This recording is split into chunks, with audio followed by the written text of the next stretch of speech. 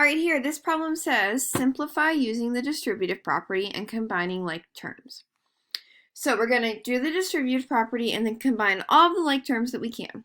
So remember the distributive property says when you have a number being multiplied by a set of parentheses, like the 7 is being multiplied by the quantity x plus 2. We're going to take that 7 and distribute it or multiply it by both terms inside the parentheses.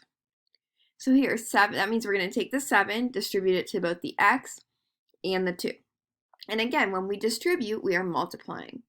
So 7 times x, that's going to give us 14. Oops, sorry, no. 7 times x is going to give us 7x.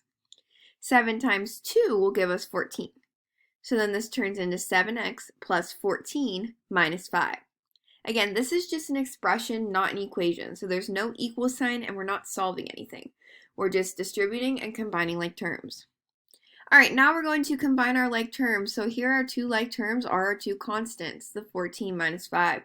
Both of those are just numbers with no variables attached to them, so we can actually just subtract them. So that will give us 7x plus 9.